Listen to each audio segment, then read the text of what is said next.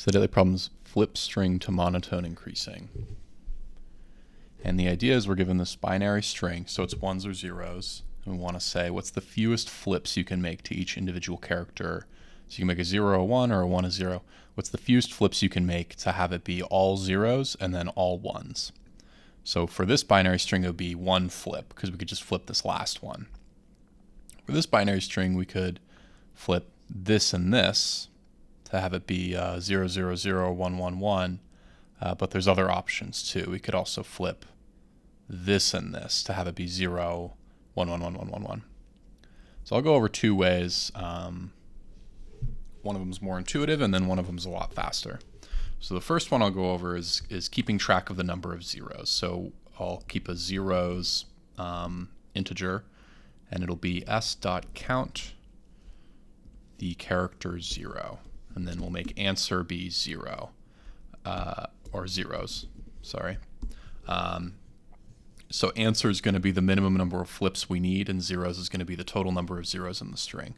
And the idea is we're saying, what happens if you flip everything to a 1? And then we're going to increment 1 and say, how much does it cost if you are at this index and you flip everything to a 1? What about this index and you flip everything to a 1? Well, if you're at this index and you flip everything to a 1, that only costs you one flip because there's 1 0 left, whereas this index, it costs you 3 flips.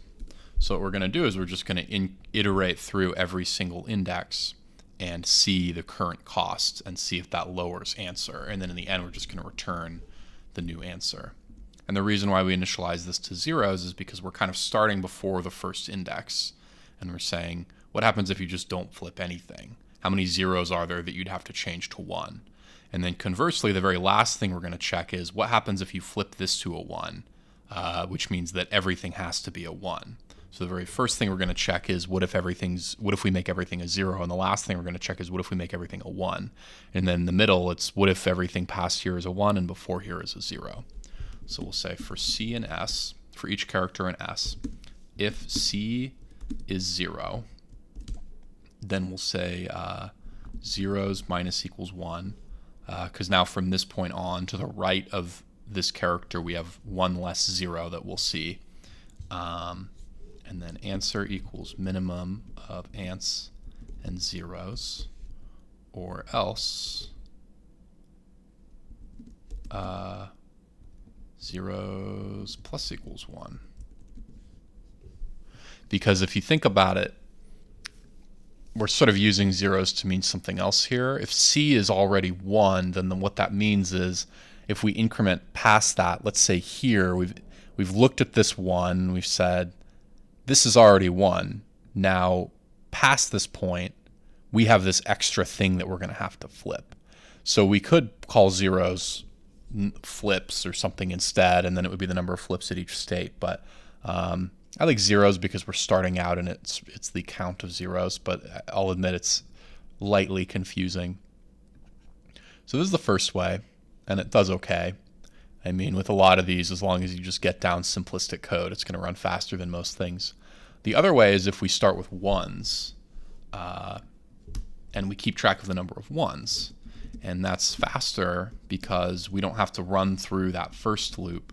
Here, when we run zeros equals s.count of 0, we're iterating through every single character in S and saying, is it a 0? If so, add 1 to this integer. So we're actually doing 2 passes of S, but with 1s, we can just initialize it to be 0 and say, and the idea is instead of saying how many zeros are past our current spot, and that's useful to keep track of because those are all zeros past our current index or here or whatever that we're going to have to flip to a 1. Instead, if we say, okay, this is our current index, how many 1s are before it, we know that that'll always start with 0. If the first thing is a 1, then we immediately start adding 1 and adding whatever, but when we initialize it, we don't have to run through a loop and count every 0. We say 1s equals 0, comma 0, or I'm sorry, 1s and answer equals 0, comma 0. And then eventually we're going to want to return the answer. And then we'll say something like it's going to be very similar, for C in S, if C is a 1, then, or I'm sorry, if C is a 0, then 1s plus equals 1. Or else, I'm sorry, if C is, I don't know what that's about. If C is 1, 1's plus equals 1. Now we've seen a 1 before, let's say we've iterated through and now we're right here. So we have a 1 and a 0 after and 2 zeros and a 1 before. So when we iterate to this point, we've seen a 1, which means that we have a single 1 before this spot, this insertion point, that we would have to flip in order to make all of these be 0. And then we'll say, or else, if ones is greater than answer, answer plus equals 1. Because we've encountered a 0, and also, and I'll explain this a little bit, but first I want to run it and show that it works, and then step through these and then build towards more of a cohesive explanation. So the idea is we step through, we say, we haven't reached a 1, so there's no 1s on the left side that we have to change. Still haven't reached a 1. Now we've reached a 1. So when we've covered all of these, if we wanted this to be the spot where everything to the left was 0s and everything to the right was 1s, then we'd have this 1 that we would have to flip. And then we go again and we say, well, now 1s is 2. And then when we look at this 0, we say, okay, there's two options here. There's either, we know that 1s is 2, so we could either spend 2 to flip these 1s, or currently, up to this point, 0s is 0, if that makes sense. We would have to flip no 0s in order to make this work. So then when we look at this, we say, well, or we could add 1 to the 0s instead of flipping all of the 1s. We could add 1 to this, to the 0s here and just flip this 0.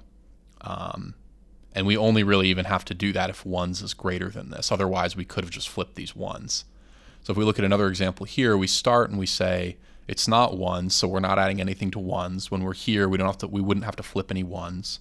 And also 1s is 0, which means that we know there's no 1s before this at all. So if this is a 0, we just don't even have to flip it. For this one, for example, all these 0s will never ever have to flip because 1s will be 0, so this if statement won't go through.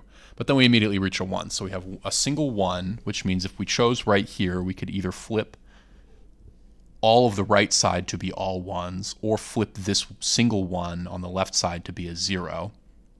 So then if we see another 0, for example, this third S at 2, this third character, now we say, well, 1s is 1, so we could either flip that 1, or we could add 1 to answer and say, or we could kind of flip this 0. And now it's either way. Now if this were the whole string, we could either change the 1 or change the 0. And then we say, well, now 1s is 2, and now 1s is 3. So when we get to the 0, we say, well, before we could have flipped this 0. Now let's add another 0 to that and say, okay, 1s is 3, but now the number of 0s that we theoretically would have to flip is 2, which is less. So what we would do is we would flip these 2 0s. And when we run it, this seems like about the fastest thing you can possibly get. So that's the daily problem. Like and subscribe.